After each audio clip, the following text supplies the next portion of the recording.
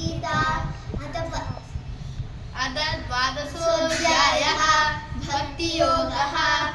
अर्जुन उवाच एवं सततयुक्ता ये भक्तास्त्वां पर्युपासते तेषां के योगवित्तमाः। श्रीभगवान् उवाच मय्यावेश्य मनो ये मां नित्ययुक्ता उपासते श्रद्धया परयोपेता मे युक्ततमा मताः। एकक्षरमनिर्देश्यम् अव्यक्तं पर्युपासते सर्वज्ञानमचिन्त्यं च कूटस्थमचलं ध्रुवं सन्नियम्येन्द्रियं ग्रामं सर्वत्र समबुद्धयः ते प्राप्नुवन्ति मामेव सर्वभूतहिते रताः।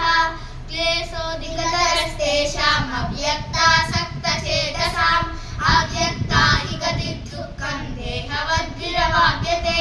ये तु सर्वाणि कर्माणि मयि सन्न्यस्य मत्पराः अनन्येनैव योगेन मां ध्यायन्त उपासते तेषाम् अहं समुद्धर्ता मृत्युसंसारसागरात् भवामि न चिरात् बाधा मय्यावेशितचेतसाम् मय्येव मनः आदत्स्व मयि बुद्धिं निवेशय निवसिष्यसि मय्येव अत ऊर्ध्वं न संशयः। अत चित्तं समाधातुं न शक्नोषि मयि स्थिरम् अभ्यासयोगेन ततो मामिच्छाप्तुं धनञ्जय। अभ्यासेभ्यसमर्थोऽसि मत्कर्म परमो भव मदर्थमपि कर्माणि कुर्वन् सिद्धिमवाप्स्यसि। अदैतदप्यशक्तोऽसि कर्तुं मद्योगमाश्रितः सर्वकर्मफलत्यागं ततः कुरु यथात्मवान्। श्रेयो हि ज्ञानमभ्यासात् ज्ञानाज्ञानं विशिष्यते ज्ञानात् कर्मफलत्यागः शान्तिर्निरन्तरम्।